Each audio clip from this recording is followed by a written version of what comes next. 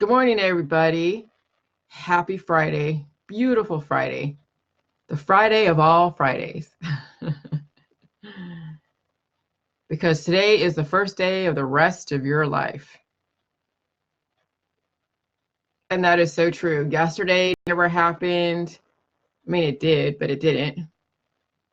Today is just right now. Tomorrow doesn't exist. So all you have is today. That's what the most amazing thing is, that you can keep starting over until you get it right. But you only have a certain amount of time to keep starting over until you get it right. Okay, so even though yesterday doesn't exist, you still have memories of yesterday. And then you have evidence of yesterday. Okay. So if yesterday doesn't exist anymore, but you still have memories of it, then you can learn from yesterday's news type of thing. If it's actual, viable, credible news, which you're going to have discernment. And then even though tomorrow doesn't exist, tomorrow is hope for the future, because of whatever you learned and do and actions and thoughts and what you do today is going to make tomorrow disappear and create a whole bright future. And so, yeah, that's the whole point of J-Juice, is that we come to terms and reconcile what happened yesterday. And we listen to people around us, okay, really for what they're saying. And if you really want a different future, the reactions that you used to have need to change. If you want the same future, then yeah, you'll have the same reactions. So it's very interesting the way the J-Juice changes your biochemistry to where you're not having the same reactions like you did yesterday, where you actually have the ability today to change what happened yesterday into something totally different tomorrow. Because all it is just one change of a thought process, one change of a behavior, one change of anything. And now you have a whole different future. And that's it's a hard concept, because a lot of us are still looping, because the biochemistry is still looping from the past. And so even though there was yesterday, I had all this information yesterday. And it's like, it wasn't even swinging around in my head. I mean, I slept really good. I don't even remember sleeping no, I don't remember even having dreams. I think I had dreams, but I don't remember them. But I found a way, or a sentence that really explains all the research yesterday. So here's a sentence: malabsorption of nutrients / minerals forces the body to shift resources in cases of biochemical triage until death / depletion of vital organs. Okay? And then what does that mean? It means that when you have major weaknesses in your body and you have major, absorption issues, it doesn't matter if you change your diet or take all these different pills, powder, supplements. It doesn't matter.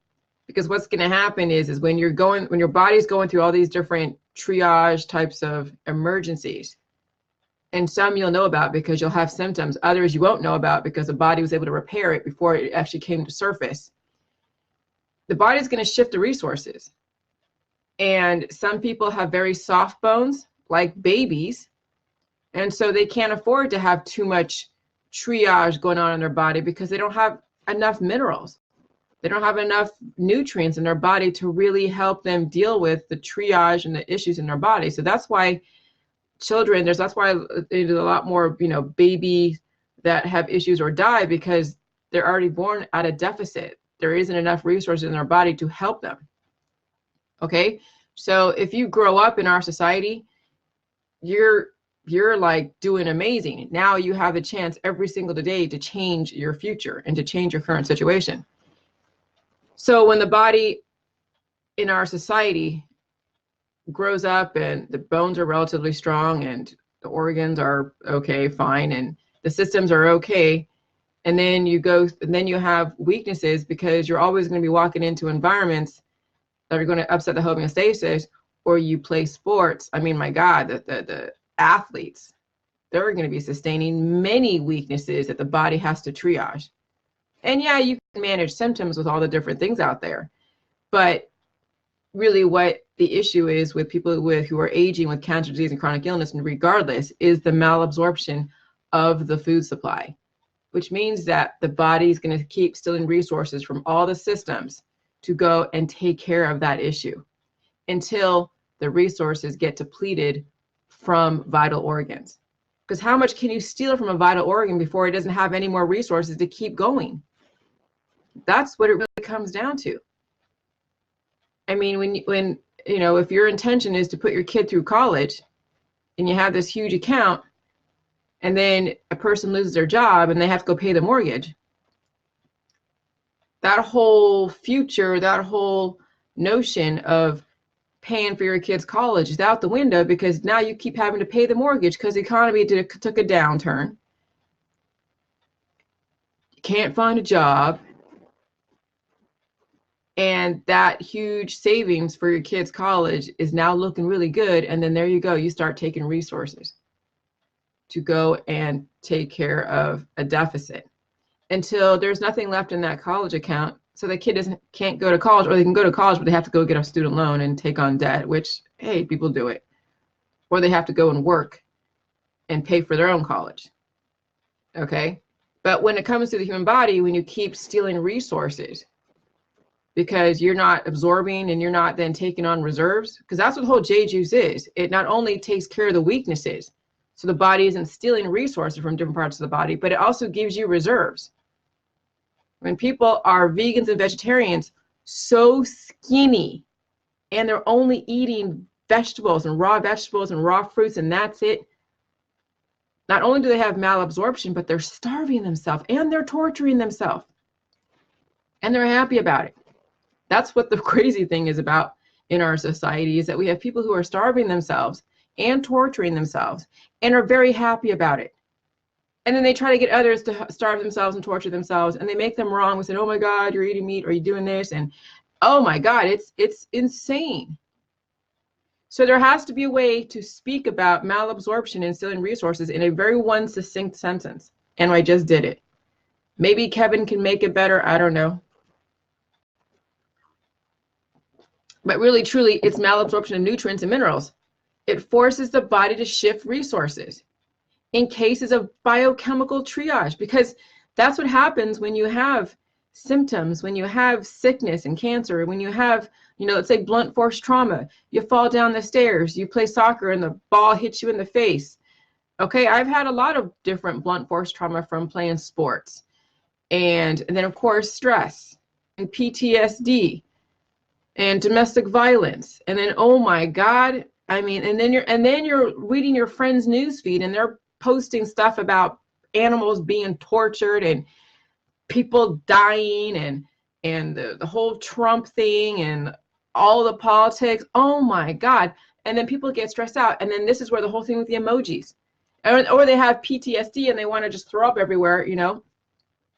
And so they're throwing up all of their stress and their drama because they have nowhere else to put it. So they put it on you and you're just like, holy crap. So even reading one sentence on Facebook can cause someone to go and have a weakness to where the body has to go and shift resources. I mean, it gets to that like micro. I mean, there's micro malabsorption, micro stress, that when you have all these different micro stresses, it turns into a macro stress. Okay, so, you know, so this is why I get so, I would say, very, very sensitive around emojis on my Facebook, because it shapes people's minds and their perceptions, and then ultimately it shapes their day and then how they deal with their kids. I mean, even just one little bit of bad news can really throw somebody in a tizzy, cause stress, and then cause minerals and resources to be depleted. Okay, and so I'm very careful with the you know, what comments are being made, I'm very careful of what kind of perception is being created in my group, on my page, what emojis are being thrown around, what people say, because every single thing, every single communication, I don't care what it is, as soon as you hit whatever button on that board, it's shaping somebody's day. And a weaker person would then take on that stress, and then it would deplete their system. So every single time that you guys post something that's going to cause somebody else's stress, or something, even your own stress, that you want to just put out there. Not saying that, you're talking about your testimony with J Juice, and yes, you're going to mention the things that caused you to go into J Juice, but then the ending of your testimony or whatever, saying that, hey, J Juice has given me my life back. And whoever's reading that is now going to go from being stressed out and going, oh my God, life sucks, to like, wow, there's fucking hope. There's hope. There's, there's a certain amount of love. There's, there's laughter, and that's how I want people left when they look at my Facebook. I don't want to have a bunch of emotional basket cases throwing their emotions all over my world, because who needs to clean up all that mess? Okay. And so it's another way to characterize how it is I really keep tight controls on my stuff. And some people don't understand that. And when I put these boundaries down, again, and I'll tell you, I like to give people so many different chances. And that's what actually happened yesterday. That's why I kind of went into the whole emoji down that rabbit hole yesterday, because there's a young lady that's on my Facebook that I since let go. And I did send an email back in March to say, hey, this is the reason why I'm going to take you off my Facebook, because we obviously have a bit of a difference on just, belief systems, and that's okay. And I don't necessarily believe everything that you believe, and I don't want to always keep fielding your comments, because you're coming from a very different perspective that I just don't need to have the debates back and forth or have to go and clean up. So maybe it's best that you just don't comment at all. See, when someone says, please don't comment anything on my Facebook, or let's just cut the communication off, but you can watch my stuff, but until you can actually control and filter what you say, just leave it alone. Just do the protocol, just leave it alone. And I say it in the most nicest way. And then I get no acknowledgement of it. And then it's forgotten. I mean, the person's already blocked, so I kind of forgot. And then they kind of reemerge again. And I'm like, okay, they're saying stuff on my business page. Okay, fine. And then I'm like, okay, it's a new day. Maybe they're following me. Maybe they're changed. I don't know. I mean, I don't know. So I let them back on. And the same thing happens again. And I'm just like, wow. Okay. So yeah, so that's why I go into, you need to acknowledge when somebody says it has a request. And if you don't acknowledge that, then it's like you're indifferent to their request. It doesn't matter to you what they say, or they have a specific way they run their page, or what they want from you, because no matter what, you walk into someone's house, walk someone's Facebook, okay, everybody runs their world in different ways. And we really have to be cognizant of how they want to run stuff, because there's reasonings behind it. Some people think that I'm being just very controlling and have an agenda, and then when I sent the email last night to this young lady, and I said, okay, I see I have an email here that was never acknowledged, and I'm now going to acknowledge my own email because you have it. And then finally I get the response, and his response that everything that reflects what's going on the inside of everything that I have an issue with is all being reflected and thrown back at me. And I'm like, but it's predictable. I knew as soon as I put that boundary down that it's predictable. So when you guys put boundary down, okay, you're going to get why it is you put them to the wayside when they throw it back at you and they say, oh, you have an agenda. You're so controlling, and this and you need to come from love and this and that. And I'm like, and it speaks, and it's the same personality type as some other people that I've dealt with. Okay. And so you'll see these emerging patterns, you guys. Okay. These emerging patterns of just like it's an affront on their way of doing stuff. And I totally get it. But hey, if you want change in your world, if you seriously want change in your world, and someone says, hey, I don't like your behavior right now, or I don't like the way you communicate, with me on my page, do whatever you want on your page. That's your world. It's not my place to tell you how to live your life. But in my world, there's a specific way you conduct yourself. When someone puts that down, you gotta listen if you want change. If you don't want change and you want to spin the same wheels and play the same games, then you're going to be like pushing everybody away that says, hey, maybe there's something that you need to do different so you can have a different outlook or a different outcome. You've come into my world. You've commented on all my stuff. Obviously, there's something that I have that you want. So if I give you a suggestion on maybe there's something that maybe could be different so you can have a different outcome, maybe listen to that. I'm not coming to you for any kind of advice or any kind of protocol or any kind of anything. You're coming to me for some reason. I'm not your doctor, and I don't want to be your doctor either. But there is a specific way you conduct yourself, and if you want some kind of different outcome, that's really what it comes down to, is people want change, but they don't want to change their behavior. But they want change. They see the possibility, but until someone says, but when someone says, hey, maybe for you to have even the change that you're even desiring, you have to change your behavior. And if I give you a clue, hey, maybe you might listen to it. But if you don't, that's fine. But if I, it's like, so that's the kind of thing that you guys will see in your world. You'll see people that want all this change. I mean, even Surjit Singh. You're in the motivational speaking, and you see people, you have people that are participants that are, that are participating, and they say, they want all this change, but they may not be doing the behavioral changes in their world to then create that different change. And so I know all of us have seen that in so many different contexts. And so some of us will hold people accountable. Like I'll hold you accountable. If you say you want change, you're coming on my page, I'm going to direct you if I have any kind of source of info or communication with you, especially if it conflicts with mine.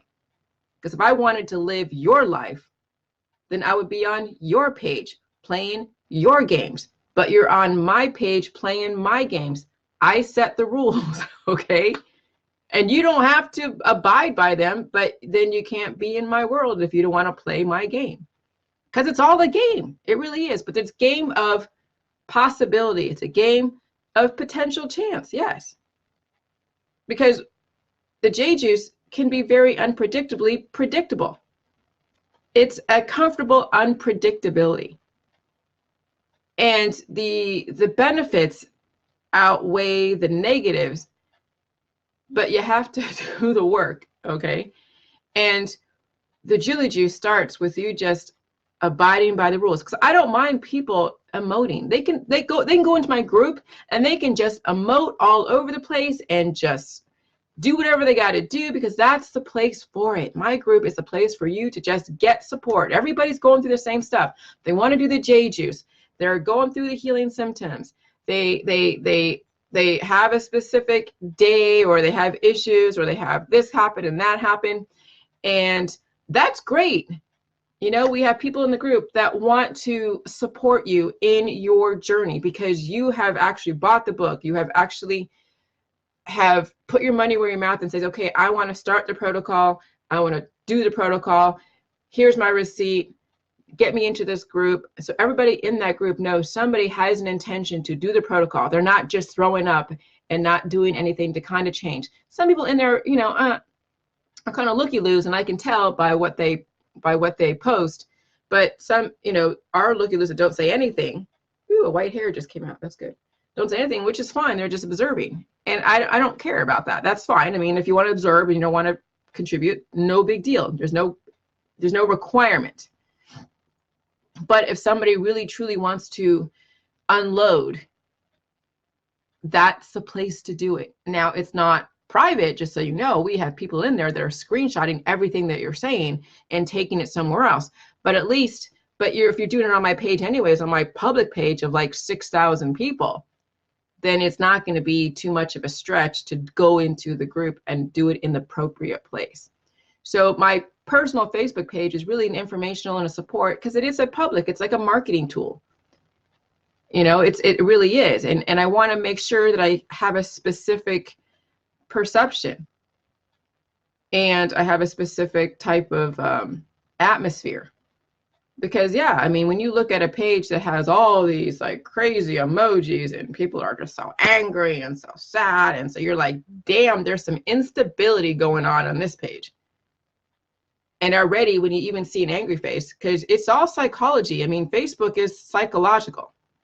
It shapes people's minds. So when you see so many angry faces or so many sad faces, it actually does something to somebody.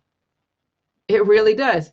The most minute type of communication, like an emoji, can actually create waves, because you don't know what someone brings to the table and they have already issues, major issues, and one little emoji can actually take them over the edge. Now, it's crazy to go to that extreme, but that's what it is.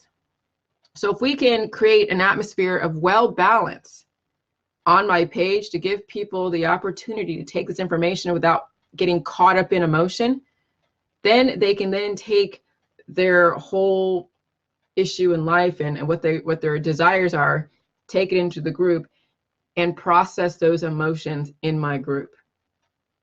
And that's why I do the way I do things. This is the method to my madness.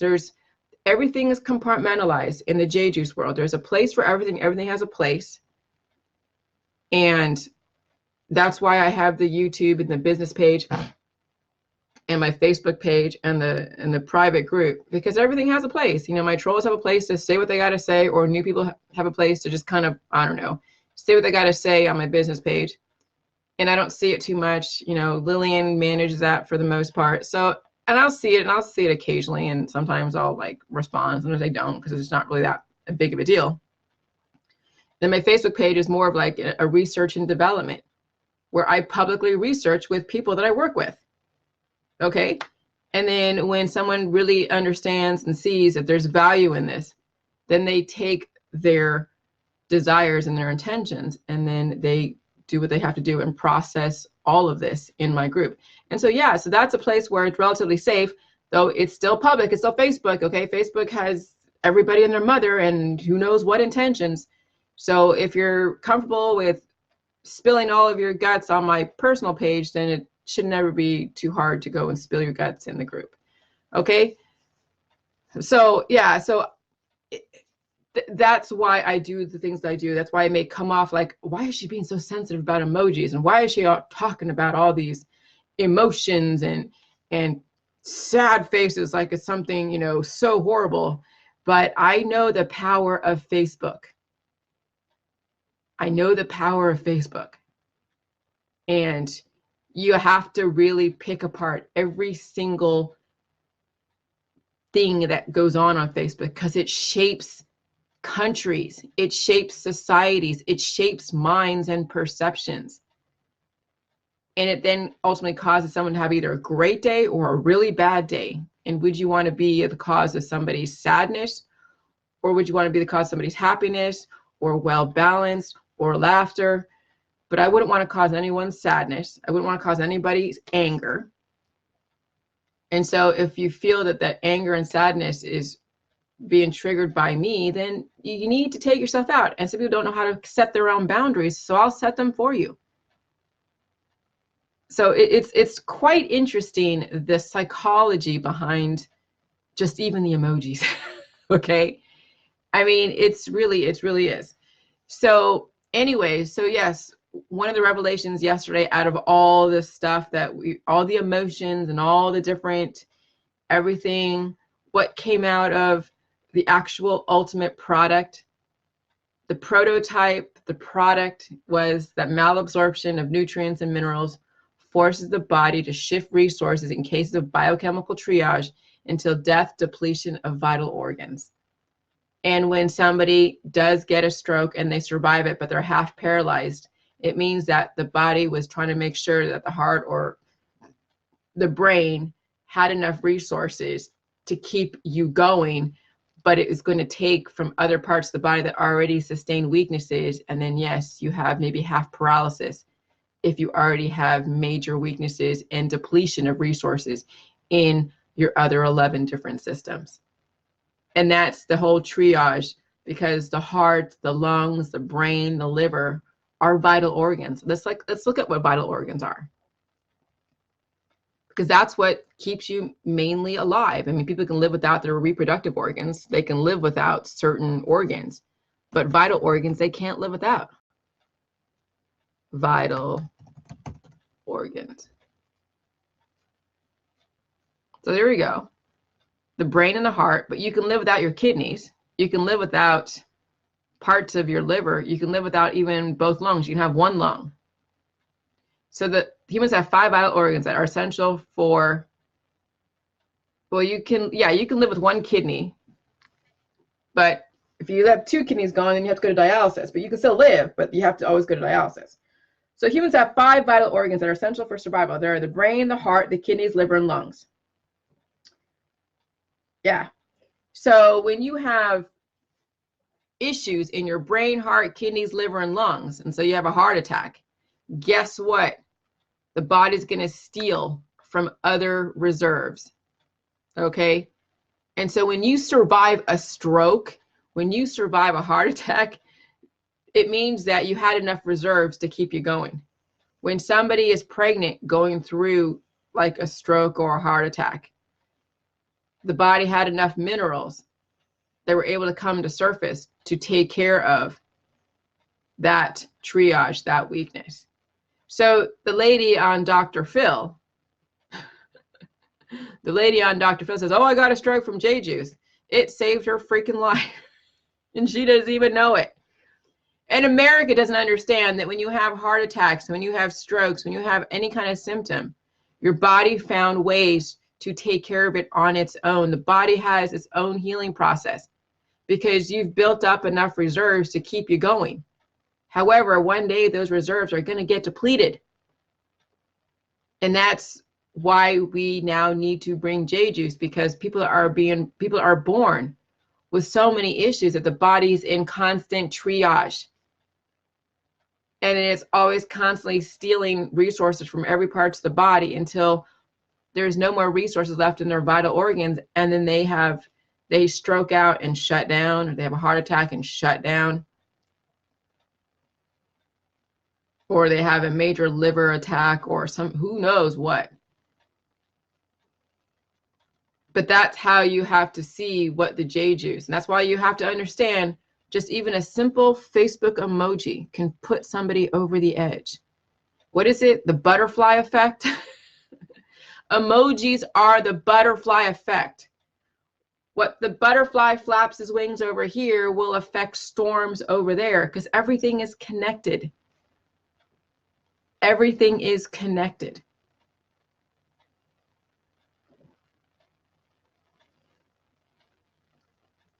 So that's why I harp on anyone coming onto my Facebook, either coming back on a protocol that I've blocked or anyone new. I put the boundaries down so quickly because I don't want to have to deal with somebody's out of control emotions in the wrong place. Okay? This is a place for just research and development, education. That's what the J juice, that's what the Jilly Juice personal page is. And it's open to the public. So this is free education for everybody. Okay? And then when you want to process this information with your own issues, then you go into my group and you get the book because you read it and you're like, okay, I get it. And now I'm going to do it. So, yeah. Yeah. So all of the trolls out there that are angry facing that I saw come through, you realize all of your angry faces coming from you, you are actually robbing your body of minerals and nutrients every single time you have an issue. Don't let me be the one to cause your death. You're not doing the protocol, so my information is causing you harm, so you need to block me. There should be no reason why you have your boundaries completely stripped and you're going towards things that are causing you harm. Okay? Those people that are angry at my stuff don't have any boundaries. They can't even set their own boundaries. They can't take themselves out of dangerous situations. Because obviously, if I'm a danger to them, it makes them angry. Why are they still in my world? Why are they watching my stuff? It means that they probably experience cancer, disease, and chronic illness, potentially domestic violence. And I'm sure they've crossed many boundaries on other people. because they can't even take themselves out of my world because I caused them harm, but yet they still flock into me as if I was the Pied Piper. It's a very interesting dynamic. It really is. It really is. But I find it fascinating. It has you really understand the human condition, the psychological makeup of a human, and then you really extricate yourself away from people who are very highly imbalanced, totally emotional, living in the love and hate and indifference. And then you guys start learning how to set your own boundaries. And then you get yourself away from those that are sucking the life out of you.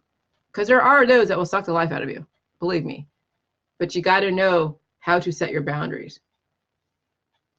And then you got to know that people are not always going to like it. They're going to hate it. And then they're going to turn on you. So from love, love, love, it turns into hate, hate, hate. Because as soon as you set a boundary, they don't like you. As soon as you say, I don't like your behavior, they don't like you. So from what was the love turn, and that's why I'm saying people that love me so much and come from love, love, love, and love. And that was another example of the same mentality. So you see the chemical imbalances are pretty universal. When someone has so much PTSD and trauma in their life, oxytocin, the pleasure hormone, comes to surface. And then you see how they interact. And maybe you see them turning to religion as a way to soothe them. And then their demeanor is, oh, and you can see the oxytocin just spill over some people. It's a trip. When you actually finally understand where I'm coming from and you deal with people on the internet and you deal with people just in your life, you can see who has so much trauma because the oxytocin is just dripping. And they're very artistic too. And then you see the people who also have other issues where the adrenaline and the fight hormone is right there at the surface. Those are the angry faces. Those have the imbalance that something happened to where now they're just full of anger and angst and adrenaline and all this stuff. And that's another thing to stay away from as well. Okay. So then you start reading people, then you know who your discernment, who it is you really want to align yourself with, and who you probably need to stay away from. Because there's some issues going on that you can't even deal with, and that you shouldn't, because it'll only drag you down. Okay? So it really has you understand the people around you so you can protect yourself. Some will try to get through and they'll do what they do, and then you'll read the situation and be like, oh, this is not kosher. Time to extricate, time to say bye. Okay? So y'all have a good day. I'm gonna have a good day. All right. Talk to you soon.